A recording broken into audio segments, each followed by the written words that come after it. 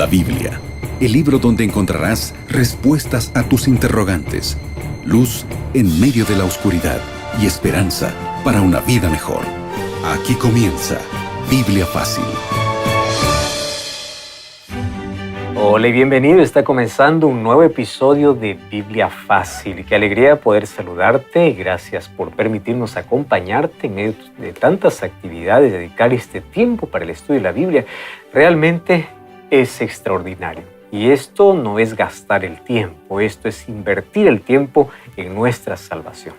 Estamos en una nueva temporada hablando sobre la cura del pecado, cómo el mayor problema del universo tiene solución.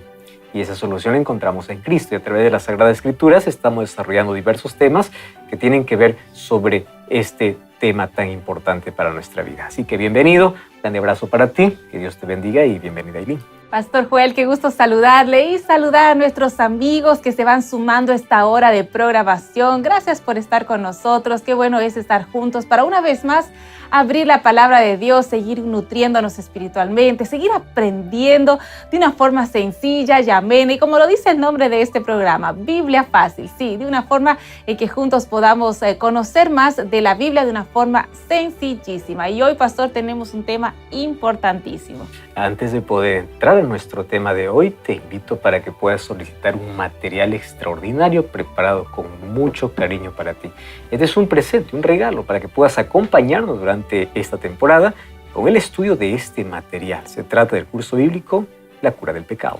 Así es, Pastor Joel, amigos, yo tengo este material aquí en mis manos, esta guía de estudio, este curso bíblico titulado La cura del pecado. Este es el material que estamos desarrollando en esta temporada aquí en Biblia Fácil. Cada uno de los temas de los capítulos los estamos desarrollando en el programa y tú puedes acompañar con este material en manos cada uno también de nuestros episodios. Así que solicítalo ahora mismo, que está a tu disposición de forma totalmente gratuita. Tú puedes ahora mismo ingresar a la aplicación de WhatsApp y enviarnos un mensaje a este número, más 5512 98 100 14 60, o también de una manera práctica puedes descargar el material a través de estudielabiblia.com. Ingresa allí y allí vas a encontrar este y otros materiales que sin duda van a fortalecer tu vida espiritual. Hoy ingresamos a un nuevo capítulo. Hablaremos sobre un tema tan relevante e importante dentro de este contexto que estamos estudiando sobre el pecado. Entre los años de 1889 y 1975 existió un historiador llamado Arnold Toynbee. Es interesante que él escribió 12 volúmenes hablando sobre la historia de la humanidad. Y bueno, él estudió durante toda su vida 23 civilizaciones. Entre ellos, los que más resaltaba, pues estaban los romanos, los aztecas, los griegos, los chinos. Y él consideró la civilización helénica como modelo que consideraba completa. O sea, esta civilización era la que podría prevalecer y fuerte a través de toda la historia.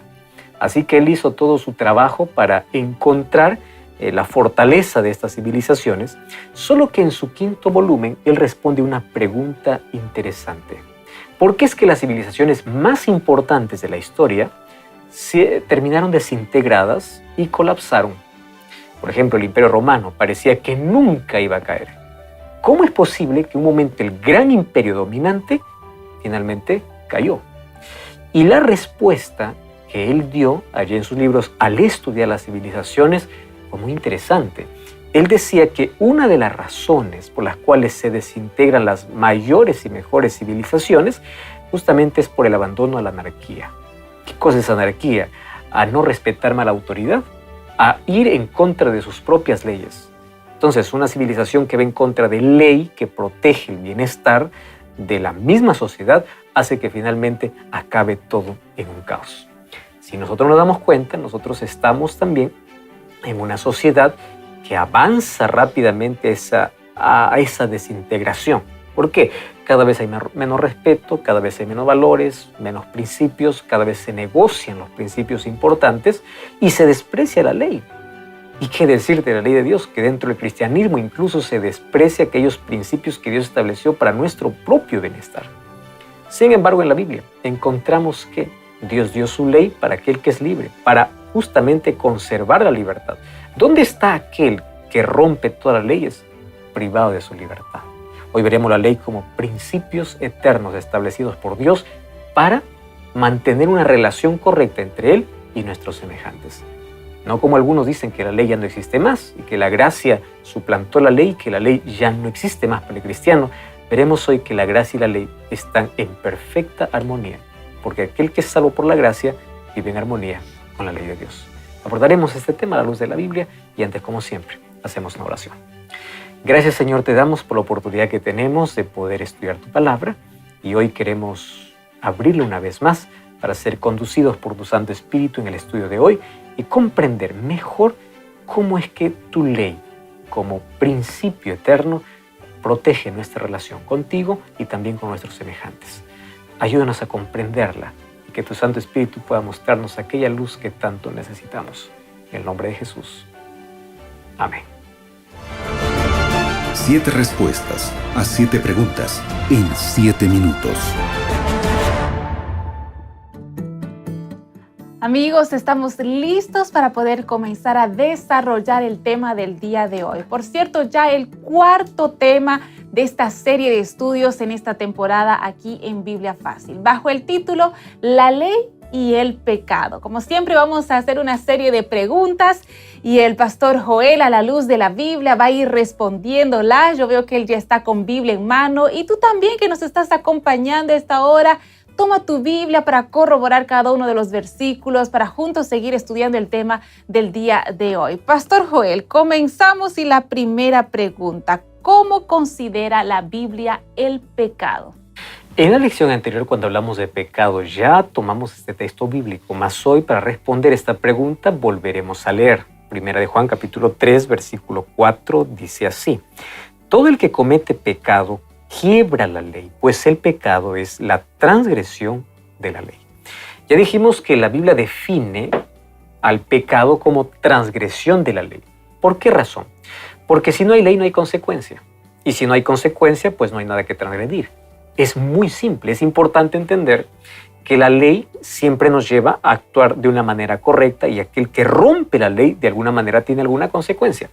¿Cómo me puede llegar una multa de tránsito si nunca transgredí una ley que me diga cuál es el límite? Entonces, si no hay transgresión, no hay ley. Si no hay ley, no hay pecado.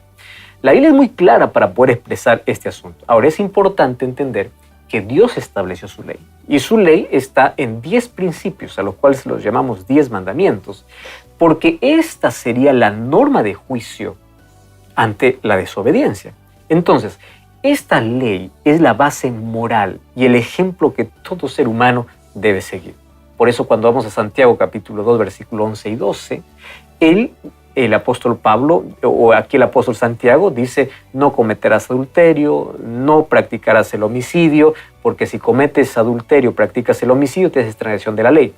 Qué interesante es que Santiago está tomando 2 mandamientos de la ley de Dios que está en el libro de Éxodo capítulo 20, como para que no podamos confundir y decir quizás la ley se modificó. Y estamos hablando del Santiago que está en el Nuevo Testamento. Al tomar 2 mandamientos basados en la ley de Dios, que está en el libro de Éxodo capítulo 20, él nos está dando la total certeza y la seguridad que la ley continúa vigente.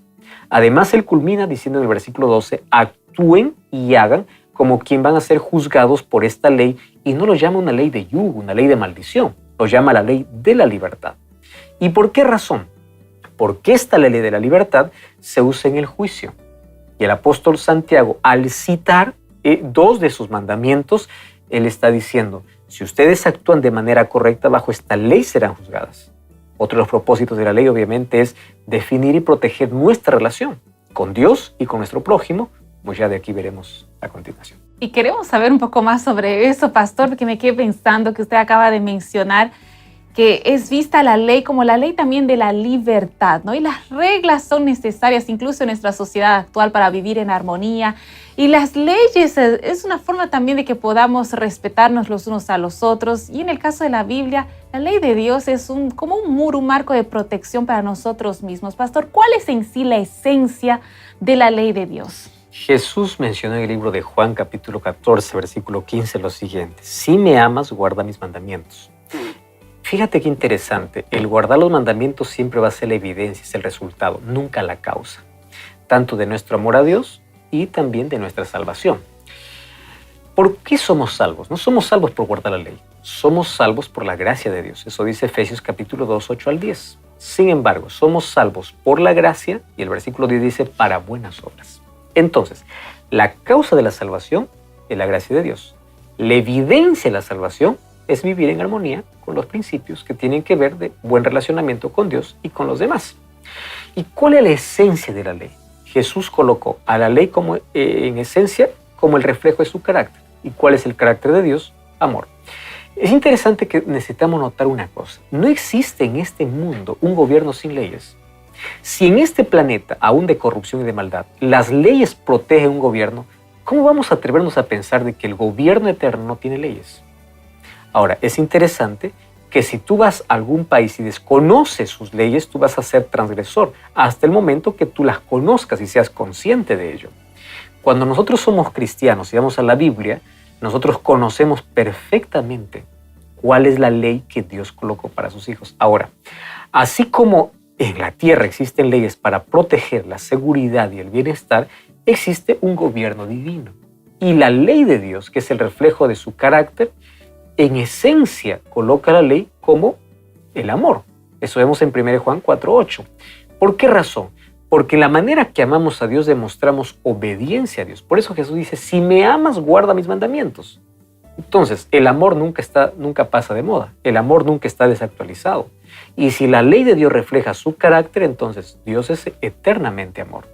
Y al reflejar el carácter de Dios significa que la ley de Dios es inquebrantable. La cruz no rompió la ley, no quebró la ley, porque la cruz es la demostración de amor. Ahí se pagó la condenación de la ley. Eso significa que la ley continúa condenando a aquel que la desprecia y ahí libertando a aquel que acepta el sacrificio de Jesús. Entonces, en la esencia de la ley de Dios será su carácter, que es el amor. Pastor, cuando hablamos de la ley de Dios, bueno, lo primero que se nos viene a la mente son los 10 mandamientos en sí, ¿no? Que lo vemos reflejado en el libro de Éxodo, el capítulo 20, al menos la mayoría de los cristianos, incluso de diferentes denominaciones, sabemos muy bien esto. Los 10 mandamientos, ¿será que reciben otro nombre? Sí, el libro de Deuteronomio capítulo 4, el versículo 13 dice, y os comunicó su pacto para cumplir los 10 mandamientos y los escribió en 2 tablas de piedra. Los mandamientos no fueron escritos por Moisés. En el Antiguo Testamento vamos a ver un sinnúmero de leyes. Muchas veces Dios encomienda para que Moisés escriba esas leyes. Pero la ley de su pacto, que son los 10 mandamientos, fue escrito directamente por el dedo de Dios. Entonces, los 10 mandamientos son el pacto de Dios. Cuando Moisés la recibe de parte de Dios, él la coloca justamente en el lugar santísimo, dentro del arca. Por eso es que incluso se denominó el arca del pacto, porque ahí contenía el pacto que Dios se había hecho con los seres humanos. Ahora, resulta que los mandamientos constituyen principios que establecen un pacto. ¿Qué cosa es un pacto? Un pacto es una relación entre dos personas firmados o documentados en algo, sostenidos en algo. Entonces, así como Dios hizo un pacto con Israel a través de su ley, Dios hace el pacto con cada creyente, con cada discípulo, con cada persona que se entrega a Él. Y ese pacto con Dios es donde Dios se compromete a cuidar de su pueblo, a tomar propiedad especial de ese pueblo, y el pueblo se compromete a obedecer los mandamientos de Dios. Mas la obediencia no es algo que es producido exactamente por el ser humano. Es el Espíritu Santo que nos ayuda a obedecer, y en eso consiste el nuevo pacto. El nuevo pacto no quita la ley de Dios. El nuevo pacto simplemente lo ubica en otro lugar. La ley de Dios en el antiguo pacto estaba en tablas de piedra. En el nuevo pacto, la ley de Dios está colocada en el corazón. ¿Eso qué significa?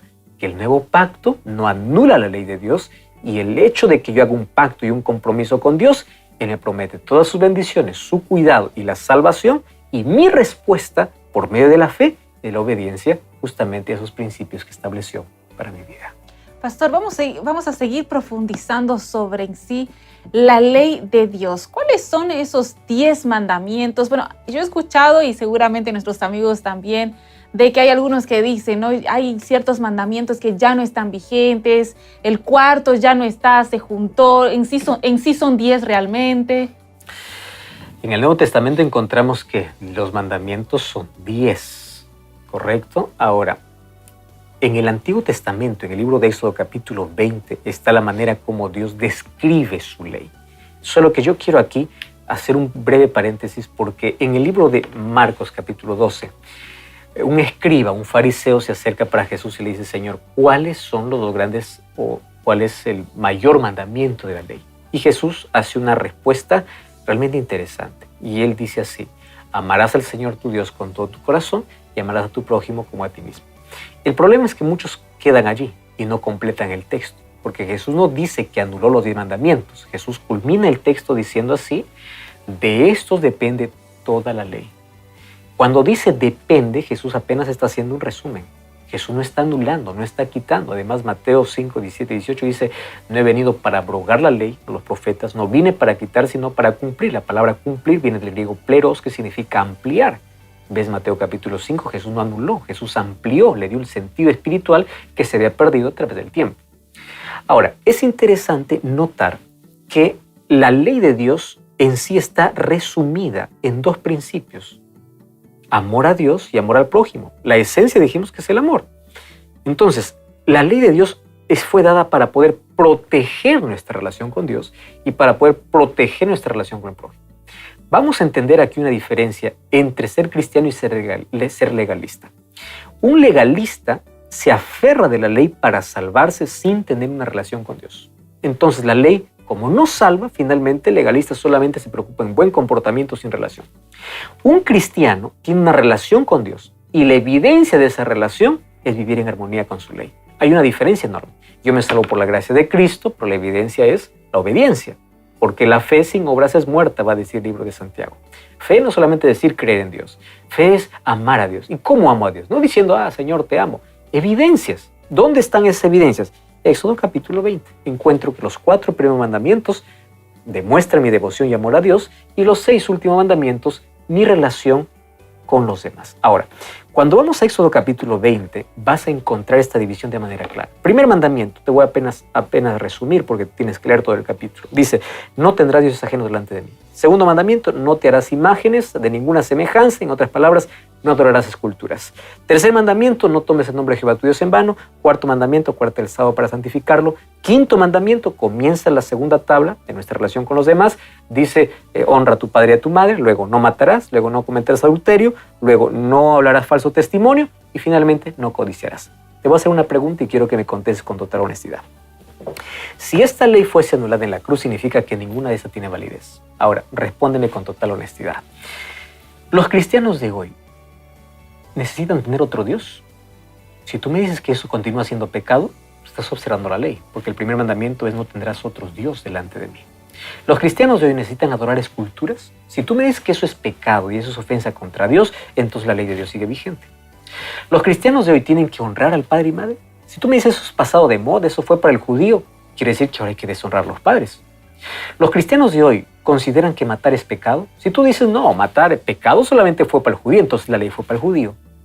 Pero si pecado todavía continúa siendo matar, robar, adulterar, significa que la ley de Dios continúa vigente. El problema no está con los mandamientos, el problema está con uno de los mandamientos que Satanás siempre lo atacó desde el comienzo, que es el 4.º mandamiento. Acuérdate del día sábado para santificarlo. Si te das cuenta, los mandamientos de Dios muestran a través de obras, de evidencias, cómo tiene que ser nuestra relación con Dios. Ahora, guardar la ley de Dios sin relación con Dios no tiene sentido, porque la ley fue dada para proteger relaciones. Si tú no tienes una relación con Dios, la ley no tiene sentido. Pero una correcta relación con Dios, la ley hace que protege esa relación. ¿Quieres un ejemplo? ¿Cómo proteges tu matrimonio? ¿Tú crees que el matrimonio tiene ley o no tiene ley? Porque tú dices, yo soy casado, pero hago lo que quiero. ¿No hay ley? Tu matrimonio finalmente se va a deshacer. El pacto no va a haber. Compromiso no existe más porque tú haces lo que quieres. Pero tú no estás andando y pensando diciendo, qué difícil es guardar la ley del matrimonio. Qué difícil es ser fiel. Qué difícil es hacer esto, lo otro. Cuando amas, no es nada difícil. Porque siempre la ley es para proteger la relación. Entonces, ¿cómo protege mi relación con Dios? ¿Cómo se protege mi relación con los demás? Bajo principios que Dios estableció. Ahora, cuando Dios dice amarás a Dios y amarás a tu prójimo, no trajo nada nuevo. Jesús estaba mencionando dos pilares del Antiguo Testamento. Deuteronomio capítulo 6 está exactamente lo que Jesús dijo: amarás al Señor tu Dios con todo tu corazón, con toda tu mente y con toda tu alma. Y Levítico capítulo 19 está el otro principio: amarás a tu prójimo como a ti mismo. Jesús no vino a traer nada nuevo. Jesús vino a darle el sentido espiritual que se había perdido con el tiempo, donde los judíos se aferraban a la ley despreciando a Cristo. Ahí está el problema. Pero ¿cuál es lo que el cristiano debe ser hoy? Un relacionamiento con Cristo correcto me lleva a una obediencia completa y una dependencia de Dios. Vuelvo al principio de Juan 14:15. Si me amas, guarda mis mandamientos. No estás obligado a guardar los mandamientos si es que no amas. Pero si realmente amas a Dios, muéstralo a través de la obediencia. Pastor Joel, usted mencionaba hace instantes nada más, siguiendo esta línea de pensamiento que usted está trayendo, de que en nuestra sociedad actual las leyes son necesarias, ¿no? No existe ningún gobierno sin ley. En el caso, del plano espiritual y de lo que estamos abordando el día de hoy, ¿qué función cumple la ley de Dios en el comportamiento del ser humano? El libro de Romanos, capítulo 3, versículo 20, dice así: por las obras de la ley nadie será justificado, porque por la ley se conoce el pecado. Entonces alguien lee y dice, sí, por la ley nadie se justifica, entonces la ley no existe. Eso no está diciendo el texto. Porque si tú lees, sigues leyendo, Romanos 3:31 dice así: entonces, ¿anulamos la ley por la fe? De ninguna manera. Al contrario, confirmamos la ley. ¿Qué cosa está diciendo Pablo? No coloques a la ley en el lugar incorrecto. ¿Qué significa colocarlo en el lugar incorrecto? Colocarlo como medio de salvación. Porque el único que nos salva es Cristo. El problema de los judíos era colocar a la ley como el centro. Entonces protegían tanto la ley que no tenían relación con Dios. Jesús dijo, o Dios dijo en Isaías, este pueblo de labios me honra y su corazón está lejos. Protegía tanto algo que no guardaban nada finalmente. No había ningún relacionamiento entre ellos y Dios. ¿Qué función cumple la ley? La ley nos revela el pecado. La ley nos dice que necesitamos de Dios. Es como un espejo. Cuando tú vas a un espejo vas a ver todo el problema que tienes en el rostro. Vamos a imaginar que estás manchado con un poco de lodo. Tú no vas a decir, ahora me miré que estoy manchado, agarras el espejo y te limpias con el espejo. Eso es totalmente ilógico, porque la función del espejo no es limpiarte. La función del espejo es mostrarte. La ley no te limpia, la ley no te salva, la ley te muestra la realidad. Aquel que reconoce que es pecador necesita de un salvador. ¿Y cómo reconozco que soy un pecador? A través de una ley que me dice que yo soy transgresor. Por eso es que Romanos 7:7, Romanos 3:20 dice, la ley me muestra el pecado. Ahora, ¿yo estoy en armonía con Cristo? ¿Quiere decir que la ley dejó de existir? Claro que no, porque yo continúo con naturaleza de pecado y necesito nuevamente recordar quién soy para depender de Cristo. Entonces, la ley nos promete bienestar si lo obedecemos, pero también condenación si la transgredimos. El apóstol Pablo, cuando dice, el fin de la ley es Cristo, no está diciendo que Cristo puso fin a la ley. No dice Cristo colocó punto final a la ley, dice el fin de la ley es Cristo. Fin significa la finalidad, el objetivo de la ley es llevarte a Cristo. La sociedad no lo soluciona la ley.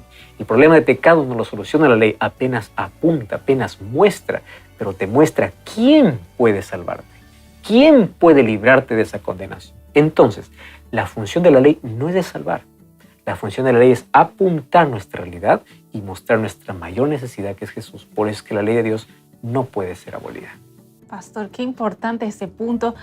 Y yendo un poco más allá, ¿cuáles entonces serían las consecuencias? Porque todo en esta vida tiene consecuencias. Todo lo que hacemos y nuestra desobediencia, incluso a las leyes terrenales, tienen consecuencias. ¿Cuáles serían las consecuencias de no obedecer, de no seguir las leyes, del pecado? El libro de Isaías capítulo 59, versículo 2 y versículo 3 dice así: vuestras iniquidades han hecho separación entre Dios y vuestros pecados ocultaron su rostro para él ya no escuchar. Porque vuestras manos están contaminadas, vuestros dedos están llenos de iniquidad, vuestros labios pronuncian mentira y vuestra lengua habla maldad. ¿De qué está hablando aquí Isaías, el profeta Isaías? Lo que más puede destruir de nuestra relación con Dios es cuando nosotros nos rebelamos en contra de su gobierno, en contra de su autoridad y en contra de su ley. ¿Y qué cosa causa la destrucción? Justamente la separación. Entonces, ¿qué cosa es el pecado? Me separa de Dios. El separarme de Dios me separa de la vida. Y al separarme de la vida, entro automáticamente al territorio de la muerte. No existe mayor tragedia que la ruptura entre la relación que existe entre el creador y la criatura, o entre el ser humano y Dios, que es la fuente de vida. Ahora, antes de interrumpir la relación con Dios, el pecado también corrompió la relación entre los seres humanos. Hay una relación estrecha. ¿Cómo estás con Dios? ¿Cómo estás con los demás? Entonces, ¿qué cosa hace la ley de Dios? La ley de Dios lo que hace es proteger las relaciones, y la consecuencia de esa ruptura de mi relación con la ley de Dios hace que mi ruptura con Dios y con los semejantes sea lo mismo. Fíjate, el pecado nos convirtió a todos egoístas, el deseo de siempre ser el centro de atención. Y en base a eso, ¿qué cosa viene? Ambición, codicia, envidia, arrogancia, inmoralidad, todo eso. Entonces nuestro mayor problema es nuestro yo. Es la esencia por la cual nos rebelamos en contra de Dios. No queremos someternos a Dios. Y finalmente, por aislarnos de Dios, separarnos de Dios, terminamos en la destrucción final. Entonces, volviendo a resumir este asunto, ¿cuáles son las consecuencias del pecado? Primero, me separa de la vida, me separa de Dios. Y el separarme de Dios me coloca en un terreno de autodestrucción. Y finalmente, de muerte eterna. Pero la armonía con Dios a través de su ley protege mi relación con Él.